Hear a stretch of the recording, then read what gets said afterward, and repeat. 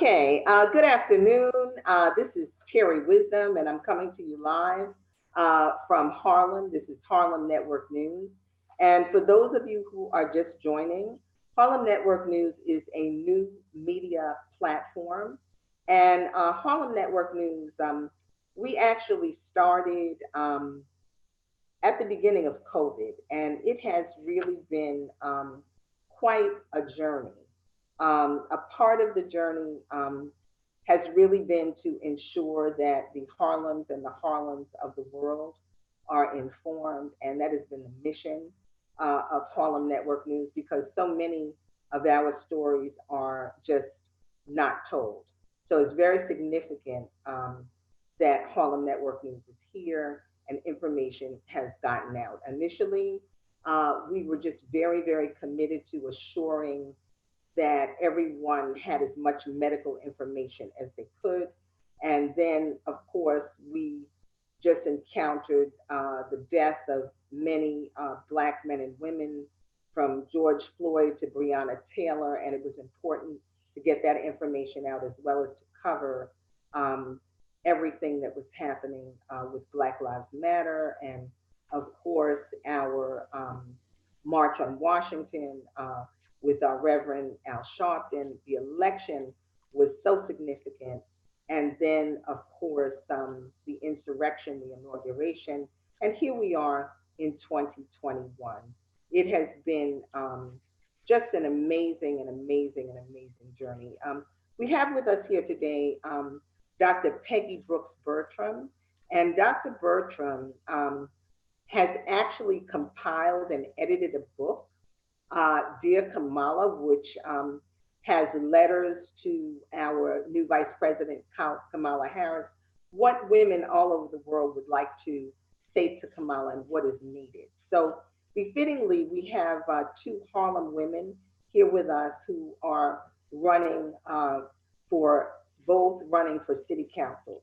We have our incredible Stacey Lynch, who is running excuse me, for city council in District 7, which is a part of Harlem. We also have our incredible Athena Moore, who just launched her campaign on her birthday, and she is running for city council right here in our District 9. So I'm just going to have Dr. Peggy Bertram just say hello to the audience and just introduce herself briefly, and then we'll go to Stacey to just say hello, as well as Athena Moore. And then I want to have Dr. Bertram just say what your motivation was in terms of writing this book and the impact of the book. So Dr. Peggy Brooks Bertram, Dr. Peggy. I'll just introduce myself. And I want to say that I have a love relationship with Harlem. I never lived there, but I loved Harlem from the day that I went there. And Harlem played a role in my life early on, and I didn't know what it was going to be. But I also want to tell you, especially for Stacey, that when I was a young woman of about 22 or 26, I worked as an assistant to Nancy Pelosi's father, who was the mayor of Baltimore City.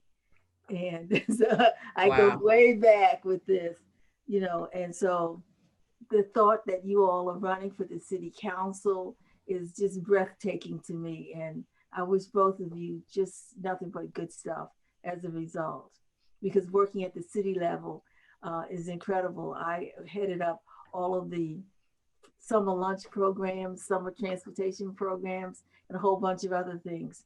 And so seeing you in the flesh, young people running for office is just great. Okay, so thank you, Dr. Thank you, Dr. Bertram. And Stacey, if you just would introduce yourself and just give us a little bit of background of who you are, whose you are, and just what motivated you to run for city council. Thank you. Absolutely. Well, first, let me start by saying, Dr. Peggy, Harlem loves you back. So I am a daughter of Harlem, born and raised here. And, I come from a family that believes in public service. My mom was a school teacher at a local nursery school called Mayfield Nursery. And my father was daddy to me, but he was a political giant to many. He was the campaign manager to so many people, from Major Owens to David and Dinkins, to Hillary Clinton, David Patterson, Charlie Rangel, senior advisor to Jesse Jackson and Nelson Mandela, and the list goes on and on. And as a child, I, to a certain degree, ran away from politics and government. I wanted to practice law. And it wasn't until 2013, when my father passed away, that I decided to really take public service and community engagement much more seriously. And so in 2014, I started working for the Department of Youth and Community Development, did some amazing work there. The mayor of New York City, who used to work for my father, found out about the work that I was doing and asked that I join the administration. And I joined the administration, really to make change. And as I started working inside city government, I realized that equity across the board is a huge issue, for women, for people of color, for Black folks.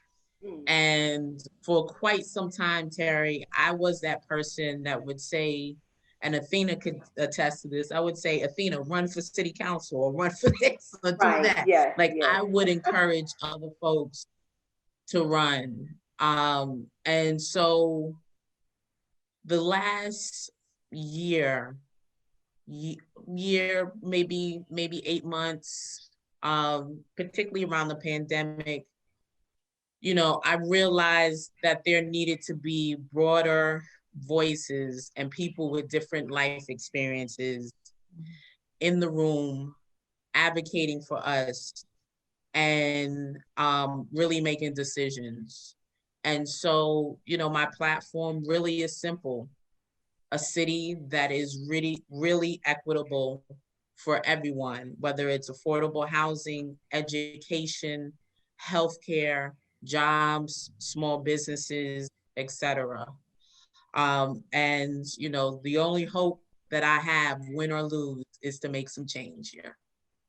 Okay. Well, thank you, Stacey. I think it's very interesting. For those of you who are just joining, this is Harlem Network News, and we are normally Facebook Live, but if not, we will be up on Facebook and YouTube, and really just be clear to share this very important information and just meet with these great candidates. And Dr. Peggy, the editor and compiler of Dear Kamala, who I really feel is sitting at the head of the table today as a co-host to just speak about these, and I say young women who are coming into the own of political office. And I think that COVID has really motivated all of us to understand, how important it is. And as the young people say, for us to all get woke and stay woke,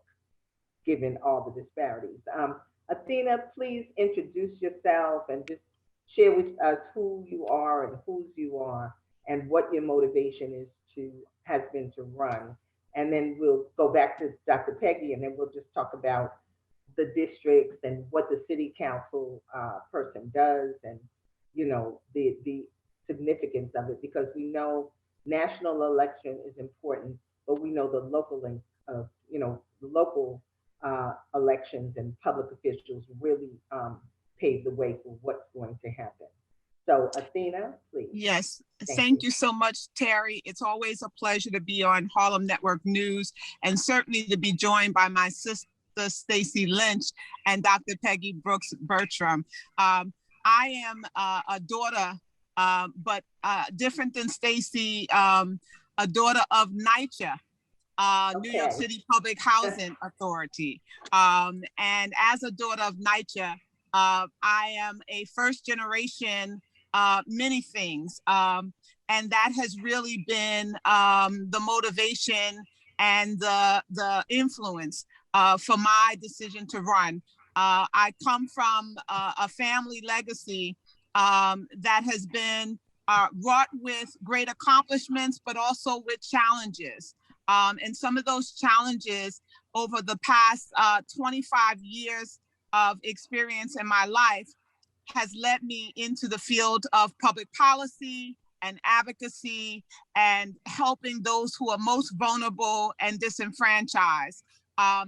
You started the conversation saying that I announced my candidacy on my birthday. Yes. Indeed, it is my 50th birthday, and it's a golden year, so a significant milestone. But what's significant about that is when I talk about the reasons that I'm running, it's because I grew up with a mom who was mentally ill, and I was a caregiver for her my entire life.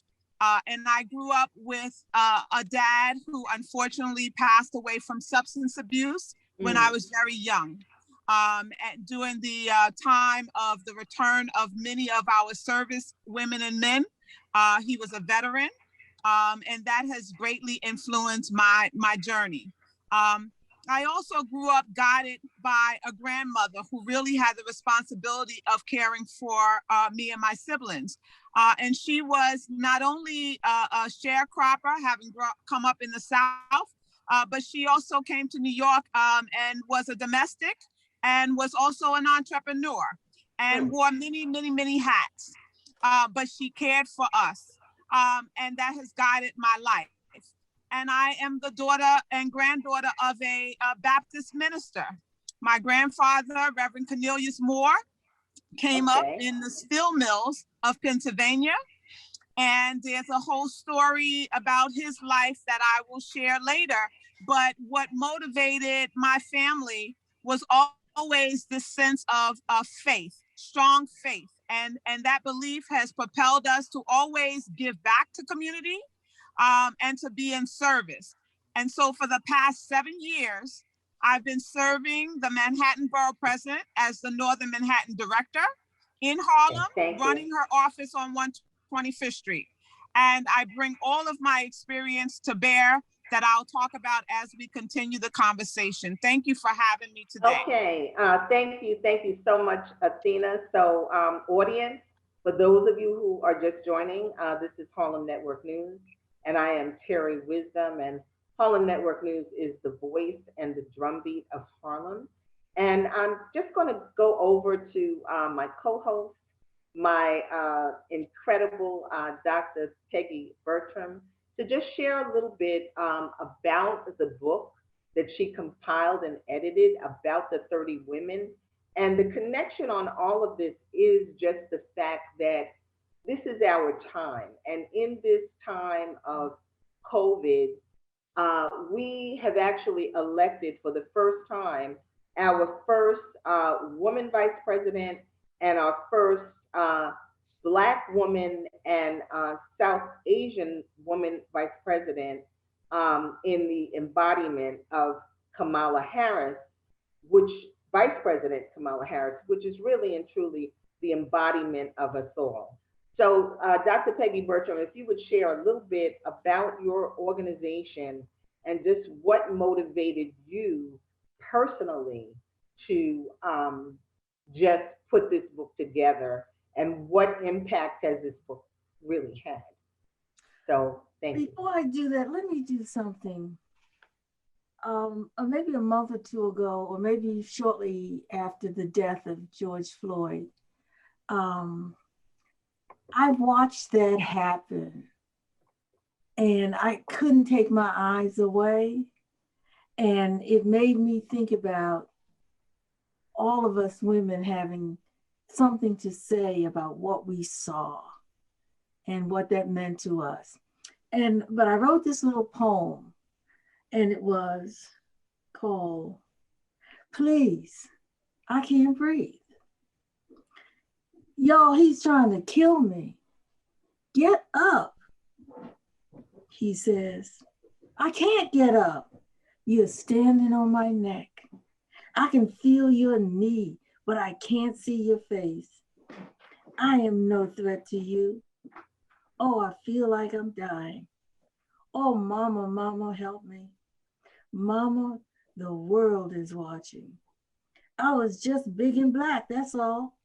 I didn't resist, but I was just big and black. A man said I was human. I heard him say, he's a human, but your knee is on my neck. Oh Lord, can somebody please help me? Oh, I died. Thank you, Peggy.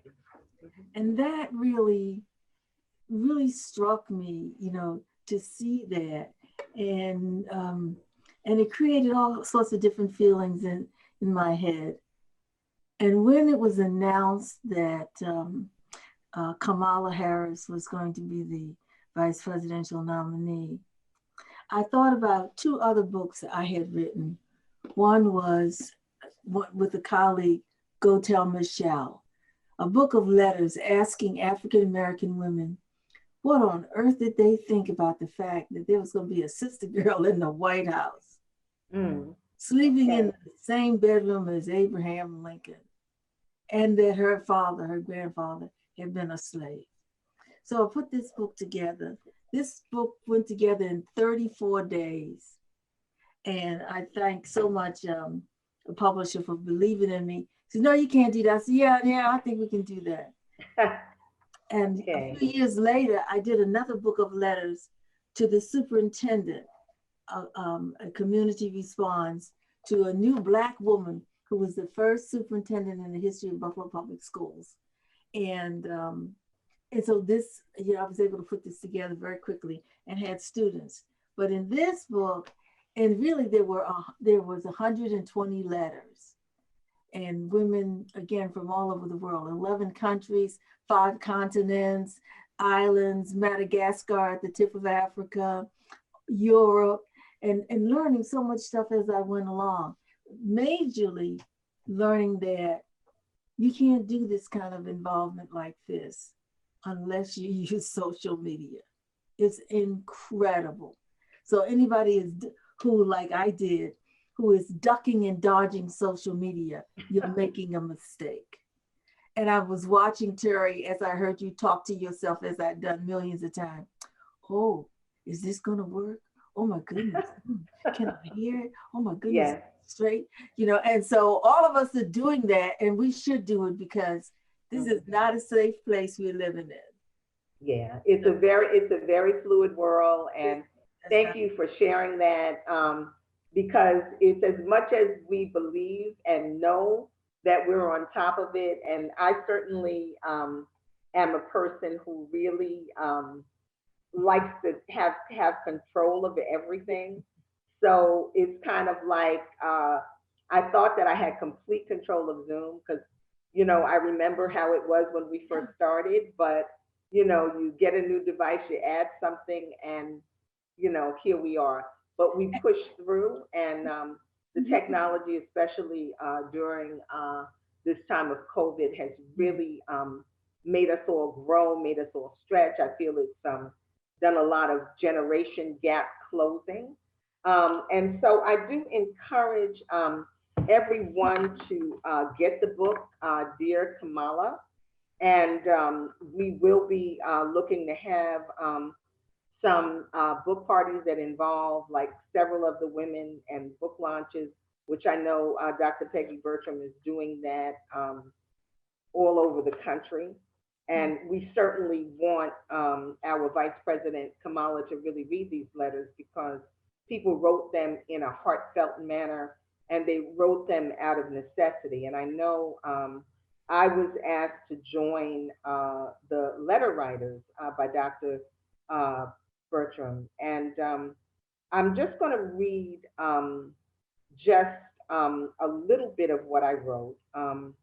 And it just said, "My dearest Vice President Kamala Harris," and this is from me. "I have lived in the village of Harlem, the Black Mecca of America, for the majority of my adult life. I grew up in Queens, New York, and experienced the trauma of being bused from my South Jamaica middle class um, Black neighborhood to the richest area in Jamaica Estates, where I received a great competitive education, but learned about the division of race early, though it was not overt."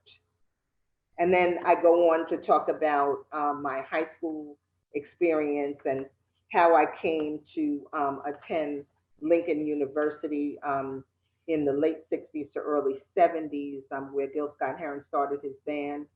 But I just want to go to another section of my letter where I just say, at the onset of COVID-19, I, along with my partner, launched a new media platform, Harlem Network News, dedicated to assuring that Harlem and the Harlems of the world are informed.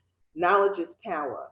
It has been a great journey, and Harlem Network News has been extremely effective interviewing public officials, clergy, and Harlem doctors, as well as covering on-site clergy marches for freedom, the Black Lives Matter, Harlem mural, Stop the Violence group, i.e. Street Corner Resources, that's here in Harlem, community tributes to Harlem Hospital, doctors, nurses, and workers, as well as the March on Washington, Get Your Knee Off My Neck. We are growing and developing through Harlem Network News and, seeking funding support. We are resilient and our content is strong. Vice President Kamala Harris, we truly need you and President Joe Biden to literally come to Harlem and conduct a town meeting from the acclaimed Apollo Theater, of course, talking to a virtually empty room, armed with your outline for what you are going to do for Harlem and the Harlem of the country to end racial, economic, housing, and medical disparity. This would show you both are proactive in your efforts for change and connection to commitment to communities of color. There must be a plan in place as to how we, the Black and Brown communities, can submit a strategic, workable plan and form a task force to work with you and President Biden. And I go on to speak about, some reparations initiative programs and more. So I just think that, and my letter was long because it was very pointed, but women all over the world wrote to our vice president and said what was needed, because I think the letters are significant because often people that are in public office at the top, they don't know unless we tell them exactly what is going on. They cannot rely on the media to find out what's really going on in the community. Terri, the question. Yes, ma'am. Terri, let me say this. What was so fascinating, and I would be remiss if I didn't say this, what was so fascinating about asking women to do this is I was recalling Black women's long history of letter writing. Just because we have keyboards in front of us and we got all sorts of mechanisms that we can talk to one another, we started with letter writing and showed the power of writing a letter. And people could sit down and talk about their lives, talk about their pain, talk about their good points and what have you. And when people ask me, why did you choose a letter writing campaign asking women to support Harris? My first reaction was to call on what I knew about the gift of letter writing as a power for Black women and how they wrote letters during some of the most challenging times in their lives. They wrote during their happy times and during slavery, emancipation, and Reconstruction. And when the first Black man ran for president of the United States, thereby launching a Black woman into the first ladyship of the country, I called for letters resulting in a book to support the first Black woman superintendent of Buffalo Public Schools. But it came to me during the early morning hours when memories about the first letter I ever wrote as a child came flooding back. And I wrote that letter on behalf of a young Black girl named Elaine. I never knew her last name. She was in my hometown, Baltimore, living down the street from me with her aunt and uncle. One of the things that happened to her aunt was she was getting beaten repeatedly by her husband. I was 11, and I went home and wrote a letter to Elaine's mother and sent it to Harlem. And that's how I knew Harlem. Her mother came to Baltimore because of an 11-year-old person writing a letter. And I remember her knocking on my front door, my mother having her come in, and she asked my mother, "Did you write this?" And my mother said, "No." Oh my God, that's Peggy's handwriting. She called me in the house. And when I went in the house, there was my letter, a long letter laid out on the table. Oh my God, I thought, what's going down? And my mother said, "Why did you write this?" And I said, because he was beating up Elaine's aunt. But that was none of your business. And at 11, I said, "Oh no, I thought it was my business." And so we wrote the letter. And the very next day, Elaine's mother took Elaine back to Harlem, and I never saw her again. But 2 weeks later, her uncle killed her aunt. Oh my goodness. And I always remembered that I lost Mary, but I saved Elaine. And that's when I came to love the power of a letter. And I wanted people to know that. And that the other thing that a letter does for us, the letter is a cleanser. It's like a poem. Like, thank you. You know, and when you walk around, and quite frankly, even more broadly, as I heard you talk and mumble to yourself about, "Oh my goodness, I think I'm filming it. No, maybe I'm not filming it. Oh yes, I am filming it. Oh, but I'm off of 2 computers." That's a letter to your own brain telling you what's going on. No one can get angry when you're writing letters to your own brain. And it's exquisite. And one final thing is that these women talked about the loves of their lives, what was easy in their life, what was hard in their life, all kinds of things. And then when you ask your own daughter, your child, to write a letter, and you know how children do you, when your own daughter starts off with her letter saying, "Dear Kamala, my mother asked me to write this letter." Okay.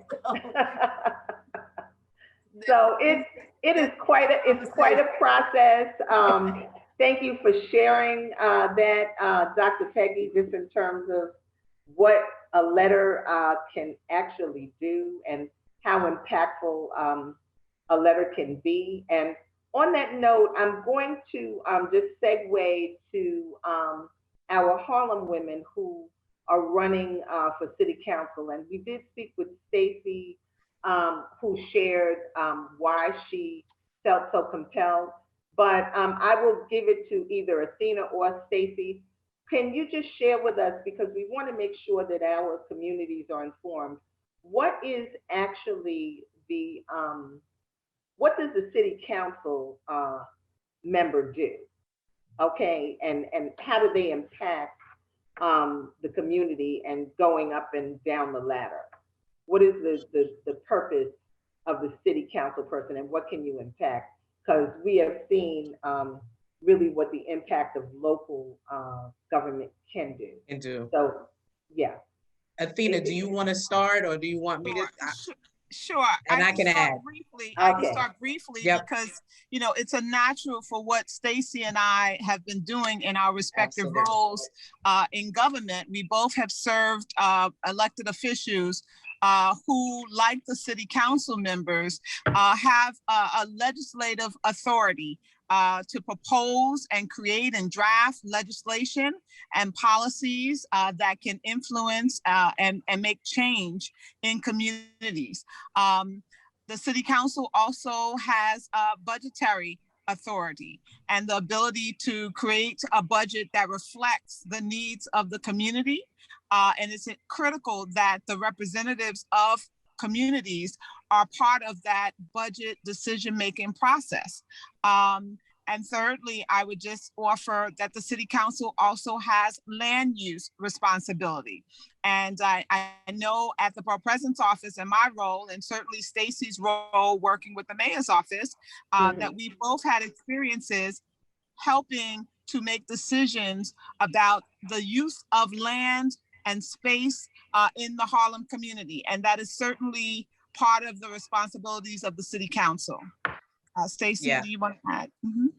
Absolutely. I think Athena is dead on. We also have what's called discretionary funding, right? And so city council members, each city council member has the authority to allocate funds to projects, programs, grassroots, community-based organizations within their district, hopefully, to, provide social services, youth services, senior services, et cetera. A city council person, right, member is supposed to really represent their district and be the eyes, ears, and advocate for that particular district. And for Athena, that's District 9, and I am District 7. I wanted to say, Terri, that hearing the layouts of these young women and what they're doing, again, reminds me of an experience I had once. I was an assistant to Senator Paul Sarbanes to the United States Senate. And when he was running for office, I walked and carried my mother with me. We went door to door with him and his wife. And the night that he won, the next day he came to my house in a pouring rain, and my mother showed him upstairs to my room. And I heard a knock on the door, and I said, "Who is it?" It's Senator Paul Sarbanes. And I said, "Oh my God." And he says, "I came to offer you a job in Washington, D.C. But my friend told me not to offer it to you because you wouldn't get your master's if I did that. And so I'll offer you another job, but I won't take you to Washington. You need to stay here and go to Hopkins, and they have a fully paid program waiting for you." And that was the beginning of my master's career in public health. So I know exactly what you all are going through as you do this job. And you're making a lot of critical decisions about the people that you work for, because you need to believe in them. If you don't, you have no business anywhere near them. And so I took a look before I came here at who you were, Athena. And you're right. It is Harlem Rising. And I love that. And that you said that you know that you need the LGBTQ community. And my book, we point out that it was like a bookend. We had older women from the legacy organizations writing. We had other women coming in and writing, but the LGBTQ community was not. So I made a thrust to get those young ladies who are bullied and who are discriminated against and who can't seem to get things together through no fault of their own. So I was thrilled to see that. And also for you, Stacey, to take a look at all of the stakeholders that you see that are important. And all of these issues come up in this book. That's what I found extraordinary. So, when we talk about who we serve, how we can serve them, and what have you, women in politics, the history of Black women in politics, the need for change, and the fact that what these people were saying, I heard you and I see you. And I hope that you can hold tight on those ideas as you move forward representing Harlem. Okay, well, thank you. I knew that there was. Go right ahead, Stacey. Dr. Peggy, I used to say, because, in a high profile office, and I'm sure Athena can attest to this as well, sometimes you'll lose yourself, right? And you'll lose your way. And, I would often tell people, some of my colleagues, not to get caught up in the celebrity, that we're here to work for the people. I'm a public servant. Yes, absolutely. Okay, thank you. Thank you for sharing that, Dr. Peggy, just in terms of the interaction. So I think everybody has an understanding of what a city council person does. And ironically, we have our two Harlem sisters that are running for city council, Stacey in District 7. Can you just give us a little understanding of what District 7 is, also what the requirements are to run for office? Do you have to live in District 7 to run in District 7? And just give us a breakdown of what constitutes District 7 and Absolutely. how diverse District 7 may be. Absolutely. District 7 is a very diverse district. I actually grew up in District 7. When my dad became deputy mayor, or actually before he became deputy mayor, we used to live in Central Harlem. Okay. And then when he became deputy mayor, we moved into West Harlem. And so District 7 consists of West Harlem, parts of the Upper West Side up to 96th Street, Okay. and then parts of Washington Heights at 165th Street. You know, the requirements to run for city council, you know, I think really is just if you're willing to be an advocate for your community, right? You do need to live in the district. Okay. When the results are announced, right? The day 24 hours before, if you do not live in the district, you must move into the district. So for candidates who are running and are currently living outside of their district, if and when they win, you have a day to move within that district. You have to be a resident of that district in order to serve. Okay, thank you. And with your district being so vast, like from 96th Street and the Upper West Side, and you know, for those of you who know Harlem, there's so much diversity. You know, we'll touch on the fact that we are also dealing with gentrification here in Harlem. So, how do you feel that you'll be able to pull all of the District 7 people together, and what are some of the major hurdles to overcome, you know, in terms of service, in terms of, you know, bringing the community together, and what is the plan that you have for doing that? Well, Terri, you know, coalition building comes naturally to me. You know, Mayor David Dinkins always believed in a gorgeous mosaic from a citywide point of view. And so from a district point of view, I believe the same thing. We are a gorgeous mosaic. And my goal really is to provide equity up and down and across the district. When people feel like they're being treated the same, right? Those issues tend to dwindle away. And so my goal really is to address specifically the top issues like affordable housing, right? Education, jobs, small businesses, and ensuring that the resources, at least from a government perspective, are distributed equally among the district. That's one. And then second, Terri, I'm a firm believer in communication. People need to talk more.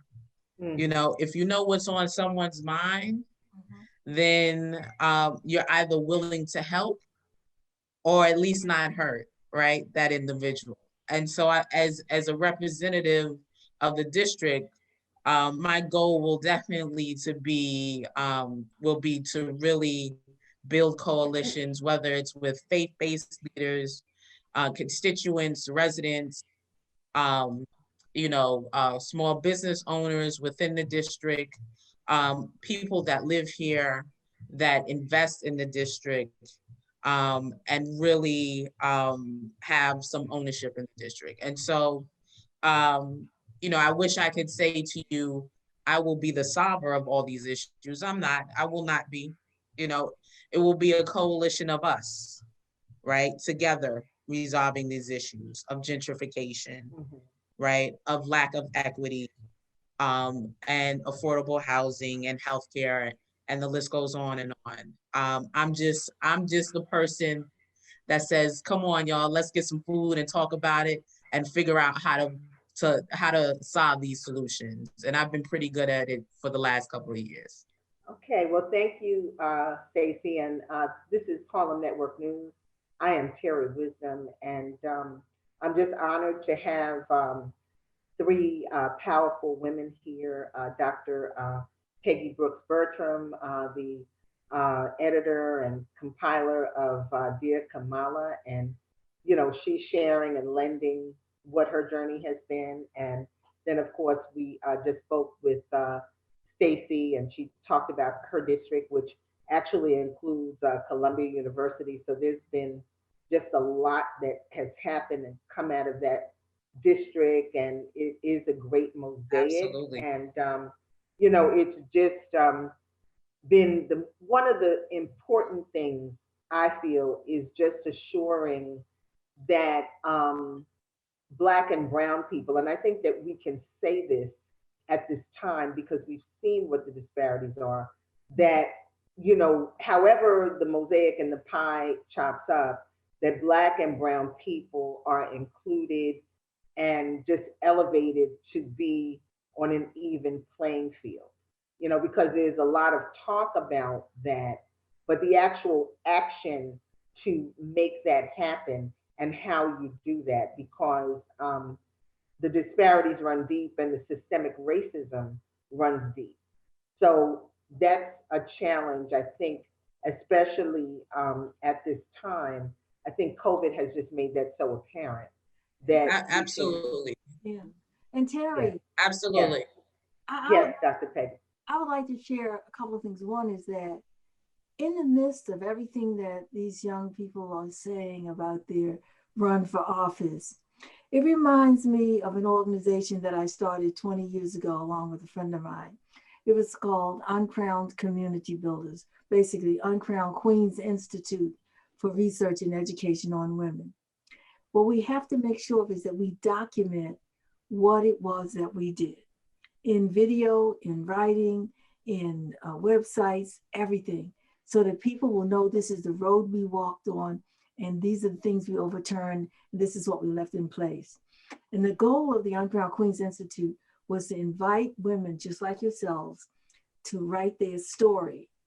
And now it's been in operation for 20 years, and it's such that you can go to that webpage, write your story, add photographs, go back and change it, add anything you need to do, and we're getting ready to update it. More than 2,000 women are on that site. And when we started out 20 years ago, wow, all we asked people to do was to tell their stories. And beautiful. It's incredible. Wow. And leaving That's a record amazing. of it. So I'm inviting all of you to go to that, and I'll make sure Terri gets it. Go there, tell your story. And we found out over the course of years, we were at the university when we did it, we found out that more than 2 to 3 million women visited from all over the world and were trying to tell their stories. Your story has to be included there. That's people really wonderful. Absolutely. Absolutely. Yeah, it's very important. Knowledge is power. Our history is power. Some things that are happening. This is Harlem Network News. This is Terri Wisdom coming to you live. Many things that are happening, we're not reinventing the wheel. So if we look at what the foundations have been, what our ancestors have done, we can learn from that and take it to a next level. Athena, could you share with us a little bit about, yes, ma'am. Well, I just wanted to add, and then go ahead. Athena, it's all yours. Your last statement about Black and brown communities and making sure that they are a part of the process, that's a critically important statement. And I think part of that is to ensure that there is representation, right? Proper representation of the, folks who live in those communities, right? And for me, if and when I get elected, I'll actually be the first woman to ever hold this seat in a district where 68% of the voters are women, right? And so we need to really start examining. We really need to start examining who our representatives are. That's one. And then second, particularly in this area, I think people need to realize that if District 9, has a certain level of inequity, a higher level of inequity than District 7, then it affects District 7. And so, I think representatives and people who live in these communities have to understand that we can no longer operate in silos. The issues that affect you also affect me. And so I'm sure my colleague Athena is going to speak to that a little bit. Okay, thank you. And can you just share with us, Stacey, so people just get a picture? Who is the city council person now in District 7? Council member Mark Levine. Okay. So council member Mark Levine. So for Harlem Network News people who are looking at it and are not familiar with the districts and how the districts are cut up, we do know that we all are familiar and have heard Mark Levine and him being on the health committee and so on and so forth. So that maybe further identifies what this district is that Stacey is running for city council in. Okay, so without further ado, Athena, would you share with us a bit about your district, the district that you're running in, and just how you came to be in that district, live in that district? Just share with us what all of that's about. And I know that this is you ran in the last election for city council, and just let us know what motivated you to run again, and why you think it's very important now, even if not more important. Yes. Thank you, Terry. I have the benefit of running in City Council District 9, which is Central Harlem. But because I've been serving as the director for the Manhattan Borough President's Office, the Northern Manhattan Director on 125th Street, the beauty is that I am at the nexus of both Community Board 9, which is District 7, and Community Board 10, which is District 9. And in my capacity, I've had to be a bridge builder between both communities, as well as to work in coalition with many of the institutions, the long legacy institutions of Harlem. And so at this time, I feel blessed that I've been able to work from the northern tip of the district, where the Polo Grounds is, 155th Street, to the southernmost point, 110th Street by Central Park. I've been able to work on the west side as far as Morningside, which is actually the border of where my office is, as well as to the east side of Fifth Avenue. And because of that, I feel very poised and certainly experienced in understanding the issues that are impacting across the district. But I will also say that how I came to Central Harlem is an interesting story. I'll give just the brief version, that my mother and my father, when they first came to New York City, lived in Harlem. And they then moved, as our migration patterns have been, to the Bronx. And so my early upbringing was in the South Bronx, which is, as you know, the poorest congressional district. And I had the privilege of having my relatives all spread out throughout Harlem. So I had family that lived in the Polo Grounds. I have family that lived in Riverton, I mentioned all of the various stages of my life of me hanging out and being in Harlem. And I actually conceived my daughter living in an HDFC in Harlem, right off of Morningside Drive, right? And so my lineage precedes me in Harlem, and my experiences have anchored me in Harlem. So I want to say that up front. But also, one of the things that I've been saying about my campaign, as was mentioned by Dr. Peggy, is that Harlem is rising was my slogan in 2017 when I ran. I came out as the top third candidate in a race of 13 candidates against an incumbent and a union-backed candidate. And so as the only woman in that top three, I feel privileged, blessed, certainly responsible and able to serve this community strongly. And I want to say that we are living in just unprecedented times. We've already talked about the pandemic. In this past year, all of what I've been doing has been providing help with food security, providing help with distributing PPP and PPEs, which is mask and sanitizer, to frontline workers and those in communities who needed it. I've been working on technology and education to make sure that our communities have access. I've been helping with housing, which is another part of my platform, because we've been racing to make sure people get rent relief, making sure people are not displaced and certainly not evicted. And that's been a major part of the work that I've been doing. But also, arts and culture is who Harlem is. And I feel strongly that not only have I been an advocate for all of our arts group, working with the Greater Harlem Chamber and the Harlem Arts Alliance and the Harlem Cultural Collaborative, but I'm an artist myself. And as an artist, I bring all of my culture to bear in advocacy for the Central Harlem community. But I can just tell you briefly that besides housing and education, Stacey and I worked at length on economic development issues. We know we've been trying for a long time to make sure that development in Harlem reflects the community that's here. You know, whether we talk about the Harlem Mart 125, which was a major initiative that we both worked on and are still working on to make sure our community's needs and the entrepreneurs and small businesses are being addressed. So small businesses and economic development in Harlem is a critical part of my platform.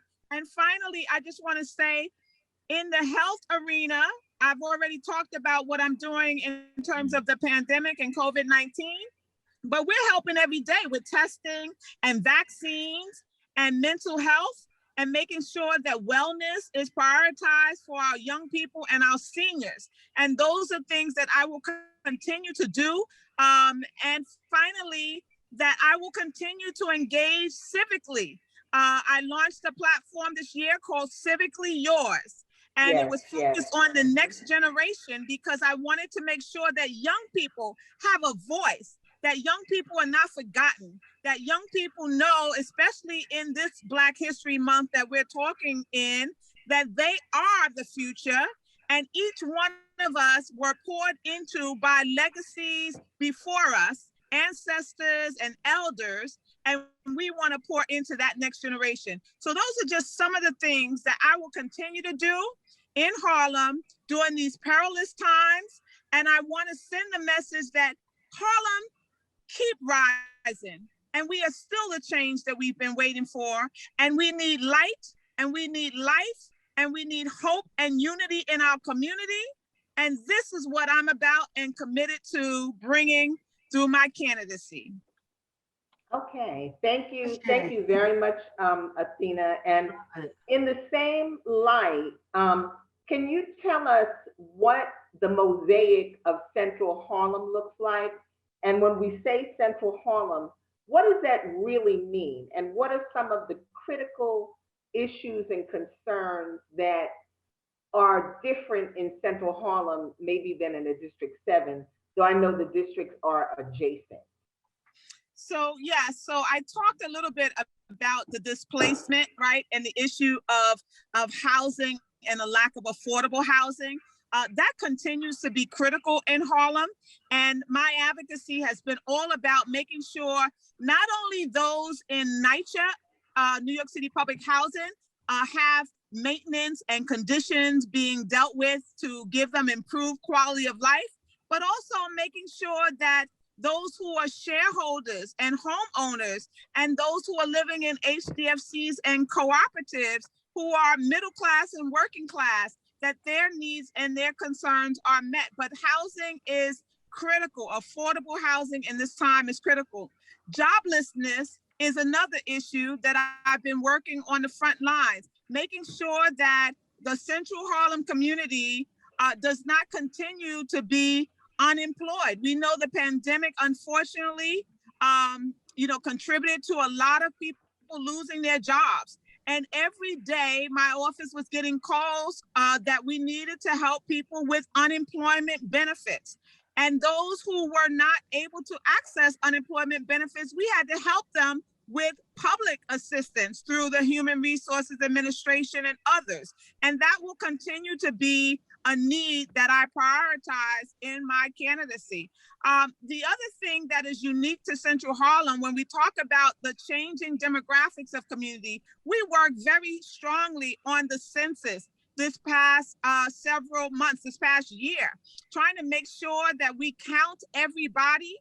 We worked in collaboration with the NAACP, and we worked in collaboration with the National Action Network and so many others to make sure that we are counted, because we know representation matters. And if we don't get counted, we won't have the elected officials in office who can advocate and ensure resources are adequately and equitably distributed in Central Harlem.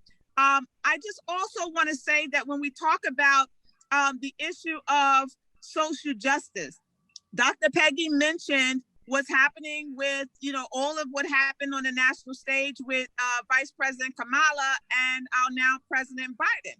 But we still have so much work to do. We organized the mural working with groups like Harlem Park to Park in Harlem, the social justice Black Lives Matter mural. But the borough president and I also did the same thing downtown by the African burial ground, because it's just as important to make sure that Central Harlem is advancing that agenda, but we need non-people of color and other allies to also be a part of the movement. And Central Harlem is changing every day. The demographics are changing, and we have to preserve historic Harlem and the people who have been indigenous and who live here for many years. They cannot be displaced, but we also know we have new ones that are moving in.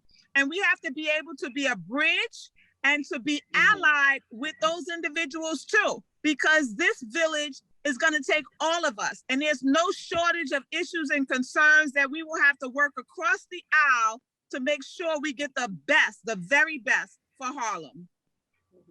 Thank you. And who is it, just so that we have everybody clear, who is the council person in District 9 right now?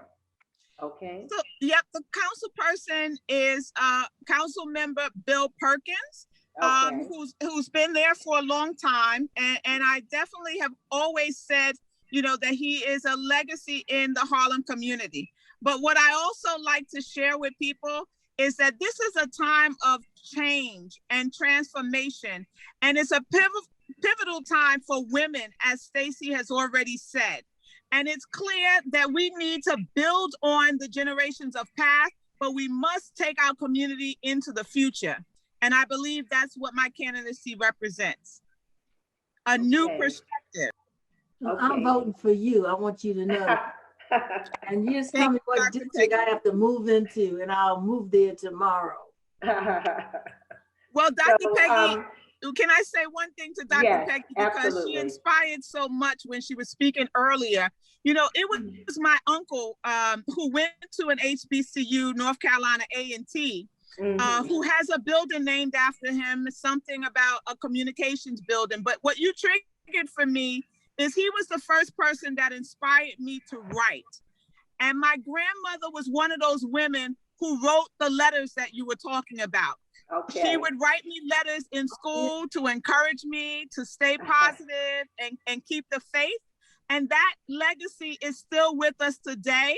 And so I thank you for reminding us of that, because our stories is true. I've just begun telling my story. For so many years, I didn't tell it because there was so much shame. There was so much hurt and pain, you know, attached to my story. But I realized in telling my story, you know, I'm allowing others to tell their story. And together we heal. We heal ourselves, we heal each other, and we heal this community and the nation, which is what Senator Kamala, Vice President now Kamala, and the President has been talking about. So I want to restore the pillars of faith and healing in the Harlem community.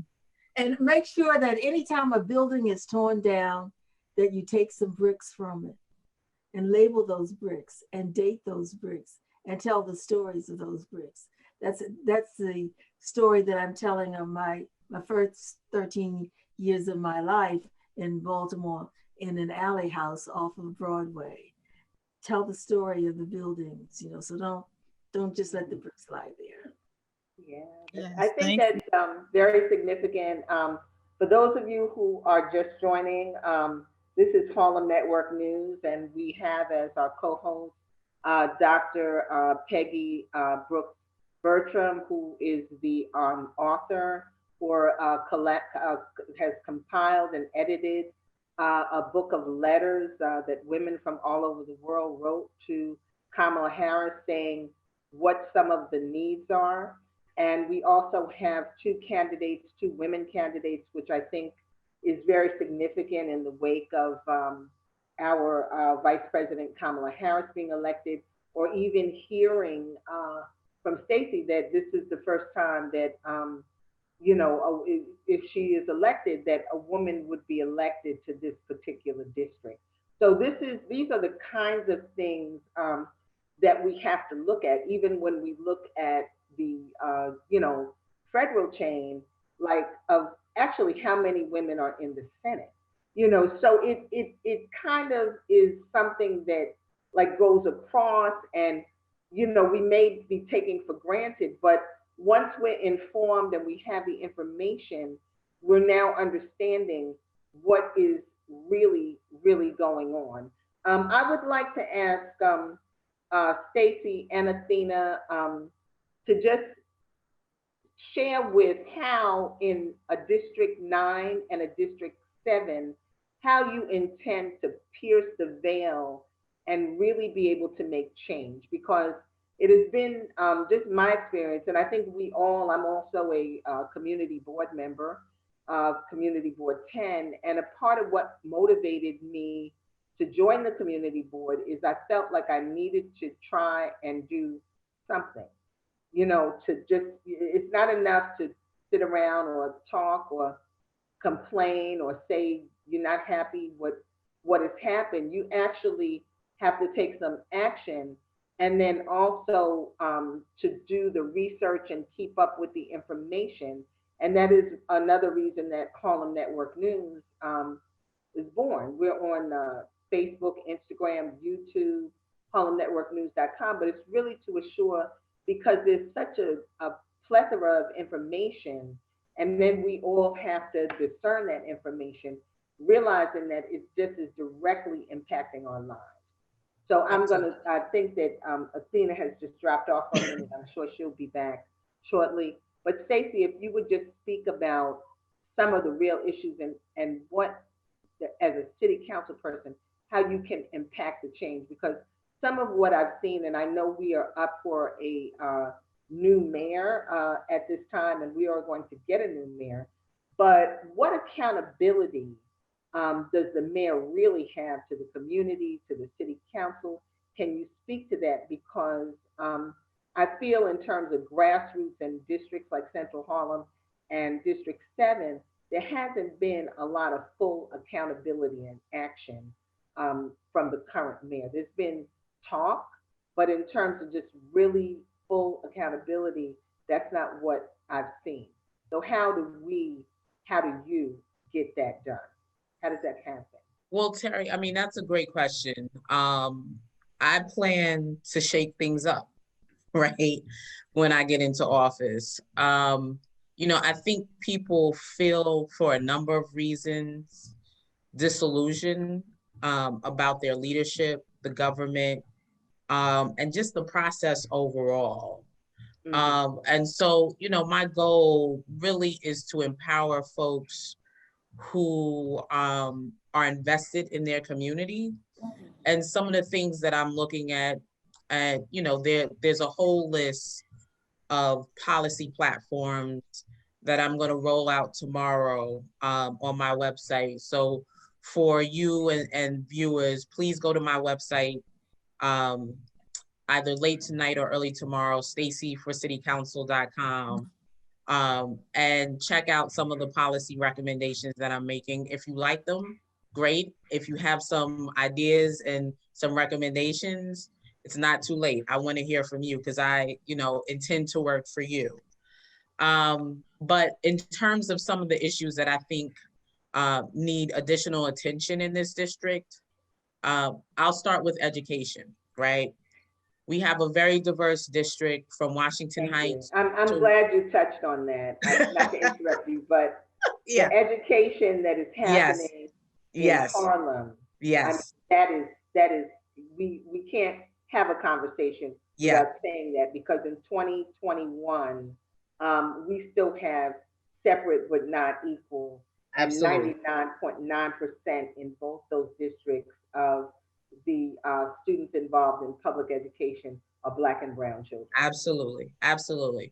So a couple of things that I'm looking at are really, one, to create an actual strategy and plan with educators, students, parents that live within the district.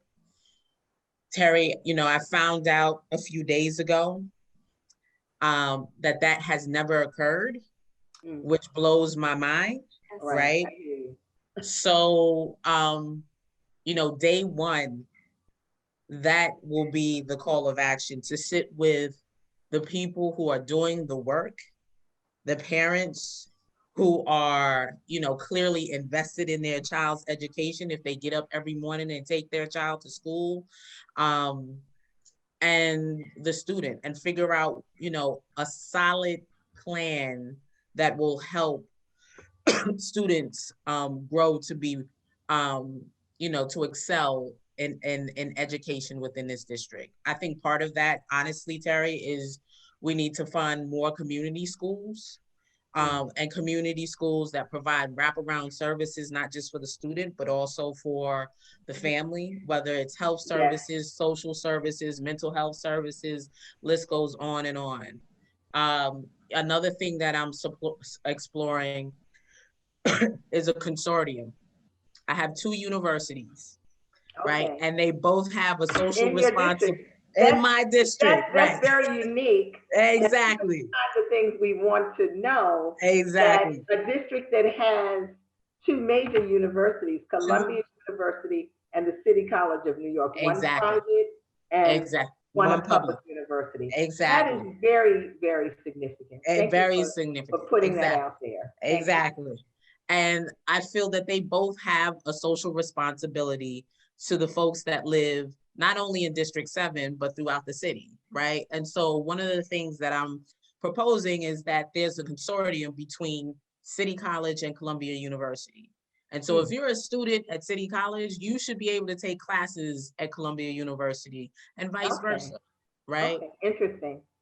The other thing that I'm looking at are small businesses, right? So if you're a small business that operates in this district, hopefully you're invested in this district. Even better if you're a resident within District 7. I want to create a small business fund. And what this fund essentially will do is tax big box retailers, some of these chains that come into the business, and tax them a small marginal fee, and that money will go into a small business fund which will be reinvested in small businesses in the community. And my hope is, as a city council member, I will push small businesses to reinvest in their community, whether it is hiring from the community, right? Contracting with all other small businesses from the community. And so I think it's creative things like this, Terri, that we need to kind of push the needle so that residents feel like they have a place at the table and they want to become more involved. Now, how do we hold the mayor and others accountable? You know, you have to hold, you know, their feet to the fire, right? And not be afraid to bring up issues that are important to you. And I think part of that is, you know, elected officials, council members working together with a cohesive plan and advocating for what each district really wants and needs.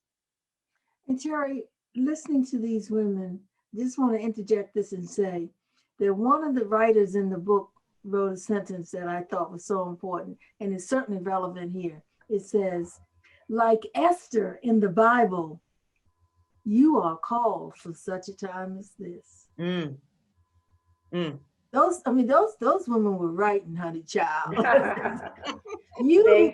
you are called for such a time as this. Thank you. Thank you, Dr. Peggy. So it's great to pull all this together and to hang it together and to see the connectivity in it between me in Buffalo and these two people running for office in Harlem, New York was masterful.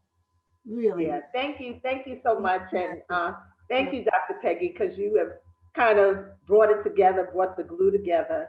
And Athena, I would just like you to share a bit about what some of the issues are, the concerns, and how you plan to move those things forward and hold feet to the fire. Because I think that is something even in our national election. Okay, now we have our first Black woman, Southern Asian woman as the vice president, but the job is not over. And we learned that, you know, with the election of our first Black president, President Obama. It doesn't end with the election. It actually, you know, that's the start. Then we have to get to it. And we are learning how to be constituents and how to hold feet to the fire. Absolutely. So it's a great learning process. And it's also, you know, as it's about empowering ourselves.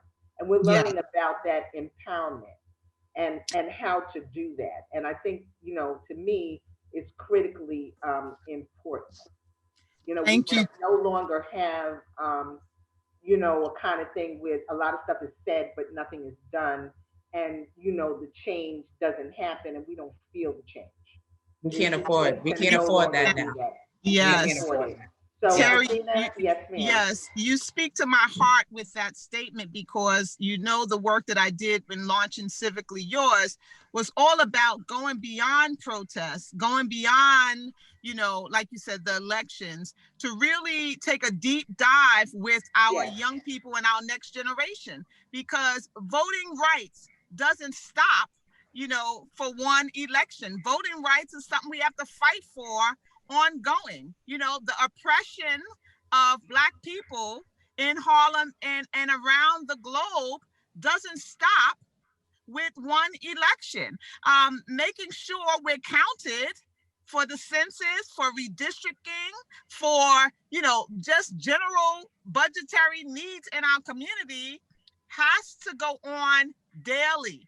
It has to be part of our daily practice, that we are civically engaged, that we are not just represented on the community boards, which I'm glad to say my experience has been helping those who are not informed about community boards get appointed to those boards, but we have to be on the parent council, the CEC boards in our schools.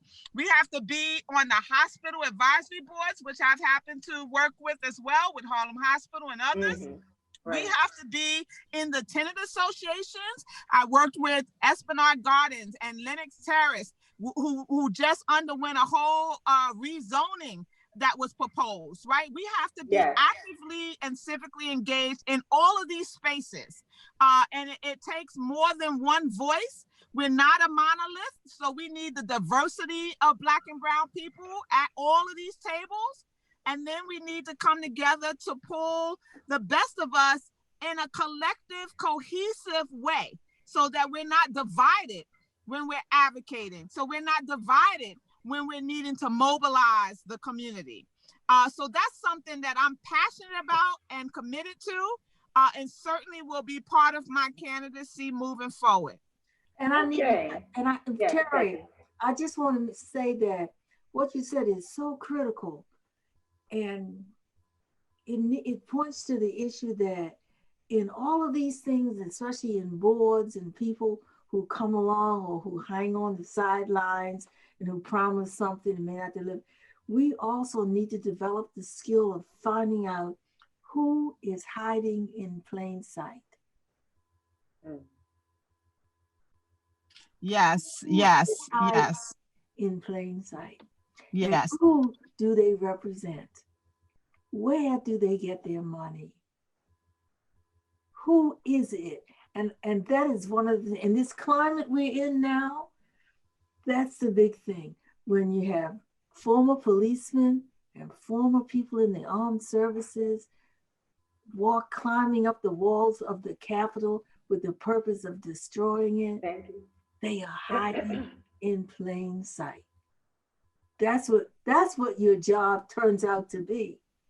And if you're not part of the solution, you're part of the problem. Yes, you can't just take up space. We cannot take up space anymore. We have to be, either forward and proactively thinking and trying to plan and be strategic and organizing and respecting people who are doing the work of organizers, because it's no easy task.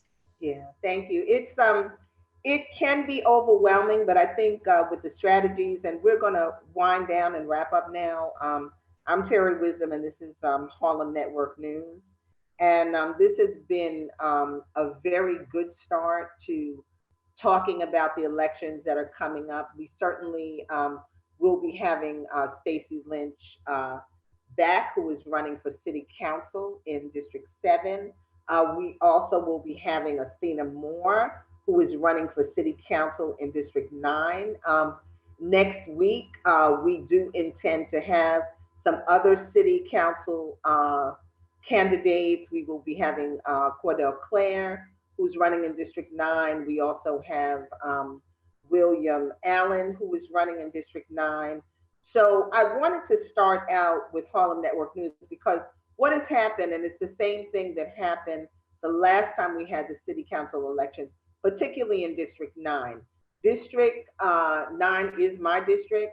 I'm not as familiar with, because Mark Levine has been the council person for a good while.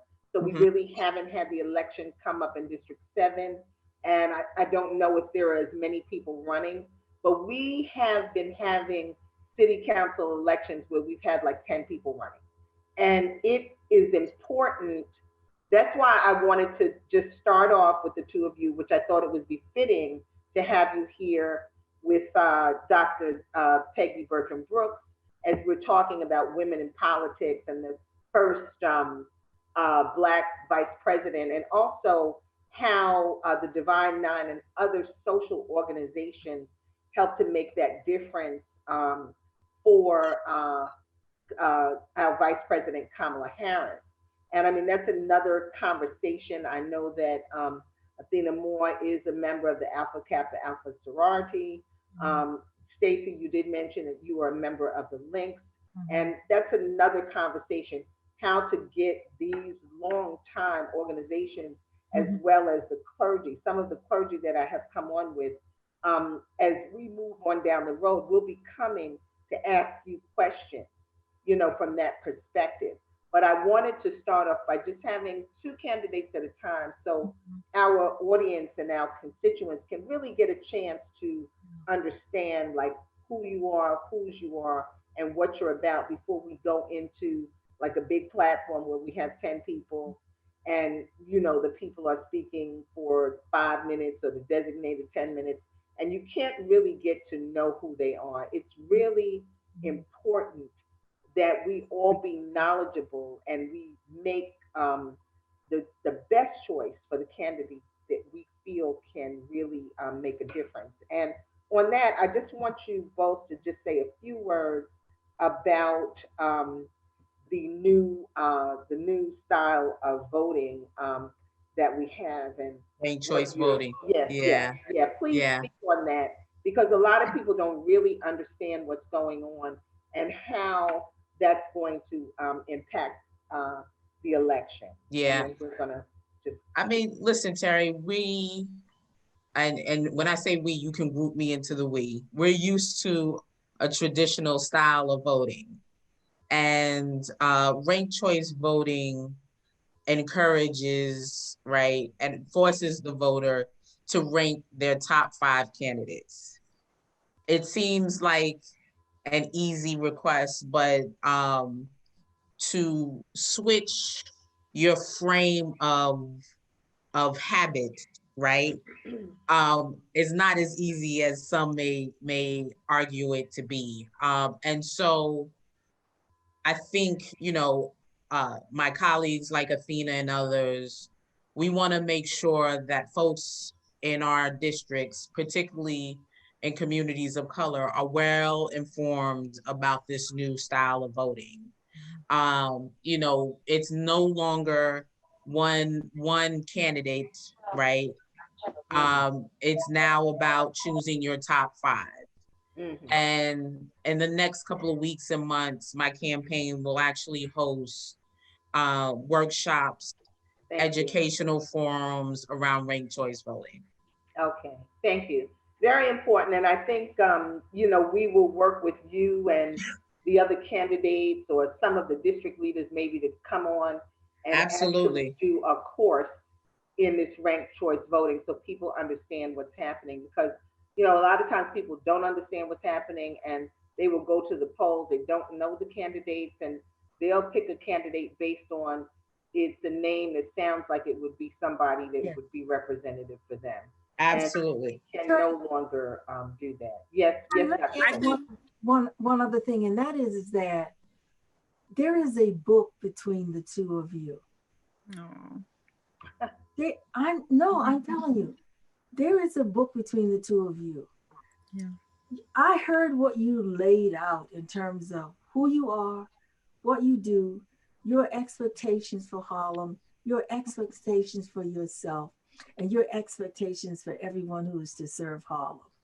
And what we have to begin to do is to document it so people have stuff in their hands because Yes. everybody can't keep everything in their head.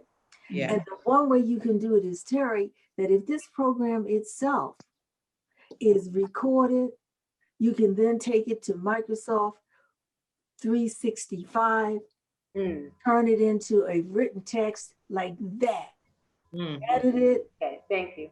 publish it, and hand it out when you're canvassing.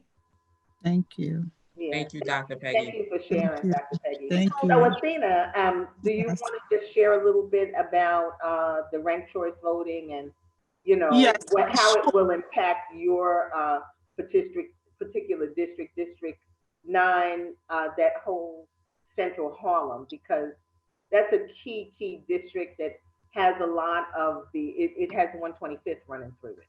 Yes. I think Stacey has really said it all in terms of, what our community needs to know is that it's a new way of ranking individuals who you want to serve in office. What I'm telling people, because I want their message to be that they need to vote for me. Vote for me because I am going to provide more. And I want them to think of me as their number 1 and their number 2. and my sister Stacey as their number 1 and their number 2. And that is it. Okay. So you'll have to break that down. Well, this has certainly been a great journey, and it's been a very good start. And I thank you, Dr. Peggy, for all of your wisdom and twining it all together. And we will have you all back, and to be just, focusing more on some of the issues, because I know that some of our issues are in both of these communities, gentrification, affordable housing. I do want to know your positions on that. And we all know that affordable housing has not necessarily meant housing that's affordable to the majority of our community. Absolutely. And even more so, we have heard from some community members who have taken part in the affordable housing in terms of purchasing condos, and have experienced, I guess you could say, the kind of discrimination that some of the Black students experienced when they were bused. Like maybe because of their color, the people that run these buildings know that they purchased their co-op for less than market value, which is still a lot of money. And once again, they had been subject to systemic racism, being treated differently. Yeah. The doorman not holding the door for them, or not fixing things in their apartment, or being disrespectful to them. So, it's an interesting phenomenon that with the developers getting tax breaks and bringing in not enough housing that people can really afford, so that we have a lot of issues, even with the senior buildings. Now, some of the senior buildings have been, because of the homeless and so on, there have been people coming into the senior buildings that are not seniors, that are being placed there. We're not sure how that's happening. And now some of the seniors are fearful for their lives. So we have a lot of things on the table. And what you said, Stacey, if people don't communicate what's happening, then we don't know. Right. You know what I'm saying? So that's also a part of why Harlem Network News is here. We have a lot to resolve. We've seen in the country that there's a lot to resolve when we see an insurrection happen in the Capitol, and not a lot has really been done about it, and people don't get it and are still not voting. So we have a lot to deal with, but it's what's on our plate, and we just have to take small bites. So with that, I'm just going to have you, Stacey, give a closing statement, and thank you for coming a little bit over your time, because I know you have some other commitments that you have to address. But if you would give us a closing statement, absolutely. We will have this up on Facebook later today, as we were not able to cross it over, and we definitely will have you back. This has been a good start. Oh, thank you. Terri, I just have to thank you and your colleague, Dr. Peggy, for inviting me, and obviously my sister Athena for even thinking about me. I appreciate you dearly. This is my second time on the show. The first time it was my sisters from Daughters of the Movement. Yes. Yeah.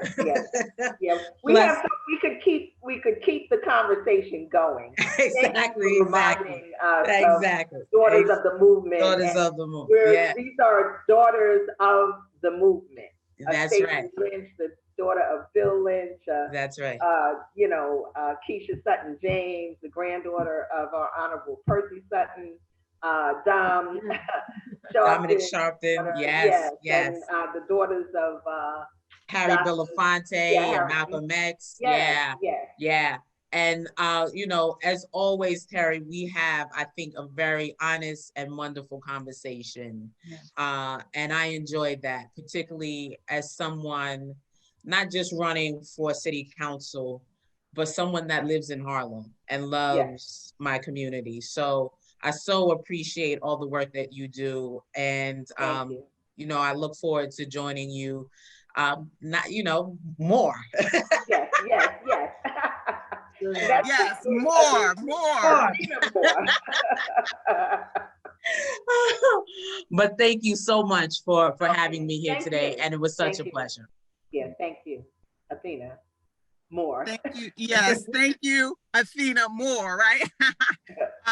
And you know, we're laughing, and it's always good to be in sisterhood because we recognize that through all the hard work and the struggles that our communities and experiences have always been, that we need each other just to keep ourselves lighthearted and remembering that we're not alone.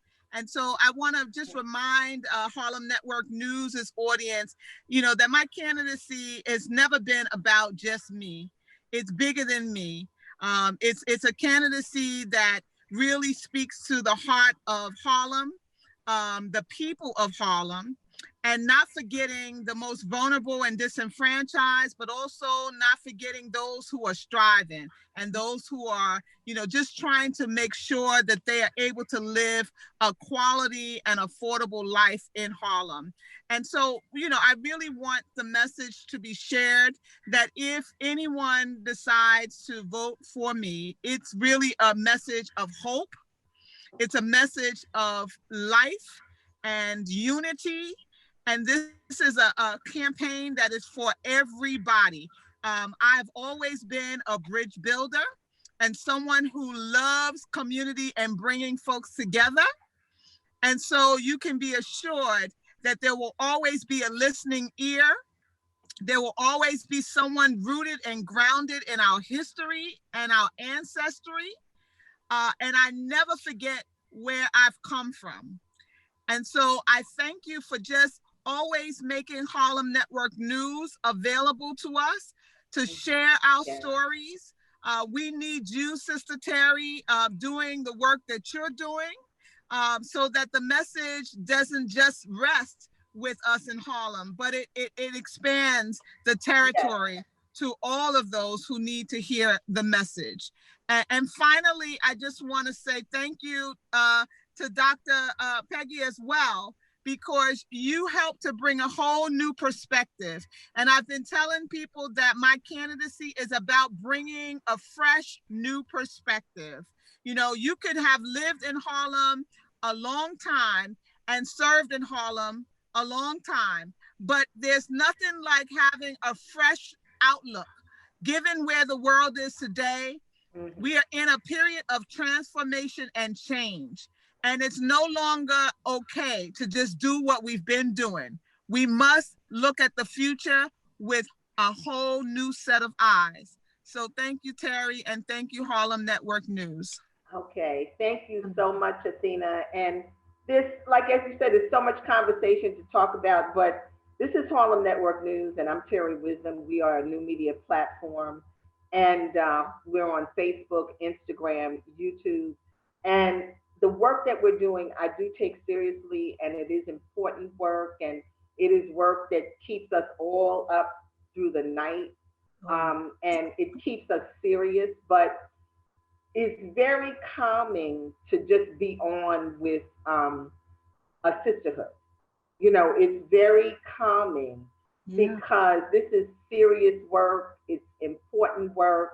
A lot of us don't get a lot of sleep because we're trying to figure out how to do the work, you know, with Harlem Network News. And I do not want to get off without mentioning our great sponsor, New Harlem Coffee. You can go to newharlemcoffee.com because every purchase of coffee that you make, it helps to keep us on the air. We are grateful to those who have donated to us. We're looking to, you know, just kind of see how we can really fund and take Harlem Network News exactly where it needs to go, because we have realized how vital this work is. But I'm just saying that just from being on with all of you, I've kind of re-upped and feel a sense of calm, and I don't feel a sense of stress. And I feel that there is a collective working together. And you and Stacey Lynch and Athena Moore, you both share in some kindred spirit because both of you are currently working in government. You know, you're working in government. Athena for the borough president's office, running the Northern Manhattan office, and Stacey working with the mayor's office. So well, Terri, I actually resigned, Terri, to run full time. Okay. I hear you. Okay. Yeah. Terri, So the significance is though that because you have been on the inners, but you're also on the outers and live in the community, what is that about? You know, because you know there are people who could say, well, they're in the office anyway, and they're being paid to do that. But what does So I'm just saying it's interesting being in that kind of position and now coming out to be actually an elected official. Athena. Yes, I want to speak to that because, like my sister Stacey, I had to take a leave of absence from the office as well, which means a leave from everything that you've had at your disposal. It means a leave from your income and your salary. It means, being fully immersed in community and being able to use this time to the best of your ability to just leverage the support that you need to run a campaign. And we know it takes petitioning, it takes fundraising, it takes reconnecting with all of your contacts and your relationships. Right. And so this is not work for the faint of heart. And I know that my sister joins me, and it was a very difficult decision to get out here because we have families. I have a daughter. I have responsibilities and bills to pay. But I know that the community is one that I love, and that if I feel strongly that if God can use me in selfless service to give back and help the community, and with his grace, I will go. But it's hard work. And so I thank you for even asking that question. Yeah, and I'm glad I did, because once again, knowledge is power, and that's not something I even understood. You know what I'm saying? In terms of having to take those leaves of absence in order to run I don't know all the legalities. I'm, not an attorney, you know what I'm saying? But that's a very interesting factor and phenomenon, and I'm glad we've been able to shed some light on that. To speak on it. I'm going to say two things really quickly, and then Terri, I love you. I have to jump off. My campaign manager's having a heart attack right now. But two things really quickly. Athena is absolutely right. That's not an easy thing to do, to transition out of government and run for public office, for a number of reasons. I think for me, in addition to like the financial commitment that you have to make to transition out of office, there's also a level of emotion attached to it. In 2020, that was a life-changing moment for everyone, right? Throughout the country, particularly in New York City. 20,000 people died from the pandemic in New York alone, right? Wow. And so, and so, for me, I had what I thought was a plan. I said, okay, I'm gonna leave in spring of 2020, run for office, and things are planned out. I'll do this month, that month. And emotionally, when the pandemic hit in March, I knew, as the senior Black person in the administration, working with dynamic women like Athena, who are also senior people in other government entities throughout the city, I couldn't leave, Terri, right? Because in my heart and mind, I was just like, who's going to say to the mayor, for people of color, for African-American communities, for Latinx communities, this is what we need, and these are the resources, and these are our issues and concerns. And so it was tough for me to leave, because I felt like I was the one voice in the administration that was willing to fight for us, to be honest with you. Okay, thank you for sharing that, Stacey. Thank you for extending your time. We could keep going, but we're not. We're going to stop here, and we're going to close with the wisdom of Dr. Peggy. And just let Stacey, let people know how they can get in touch with you and get on your site. What is it? It's Stacey, STACY, for citycouncil.com. Again, Stacey, STACY, for citycouncil.com. Love you all. Take care. And we will have you back. Athena, how can folks get in touch with you? Yes, so the email is athena@athenamore.com, and the website is www.athenamore.com. Thank you. Okay, thank you. So, Dr. Peggy, please bring us home with your wisdom and the bond that you brought to this session. When I see, women working together like this, like you working so hard to take all your skills with media to make sure that you use that media as the medium by which these young women can tell their stories about their desires to be more fully engaged in the whole political scene. I mean, it's just really a blessing. But I would be remiss if I didn't mention two things. One is Jennifer Parker of Jennifer Parker Associates, who I couldn't have done this book without. That's number one. Thank you. Jennifer dragged me through the bowels of social media and forced me to learn things I never cared about learning, but it was wonderful. I speak to her every day. She maintained so many things, and she just walked up and said, let me do this. And I love you, Jennifer, and I always will. Second thing is that buy this book. This is our book, Indiana University Press.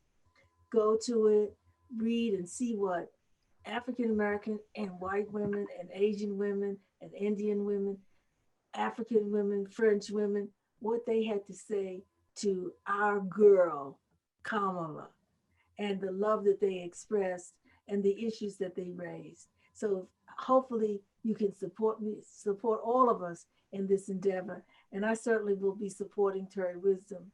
And thank you. I appreciate it. I think it's extraordinary. Thanks okay. so much. Thank you so much. And it's been an honor. Thank you for joining us, audience. And as I said, if it's not live, we will absolutely have this up. This has been a good beginning. And next week, we will have other council members up that are running, other candidates. Cordell Clare has committed to come and talk to the audience, as well as William Allen. And I am very clear that whoever the winner is of the city council and the mayor, because there are a lot of people in the whole race, but it's really about working collaboratively to make change. And I'm grateful for those who have made that commitment and sacrifice. So thank you, Athena. Thank you, Stacey, for staying on as long as you did. And thank you, Dr. Peggy Bertram. And I'm looking to have you back, Dr. Peggy, with more of the women, who have done the book and really have another big book party. Okay, great. Love it. Okay, thank you so much. Have a good evening, everyone. Have a good evening. Okay, Thank you. take care. Bye-bye. We appreciate it.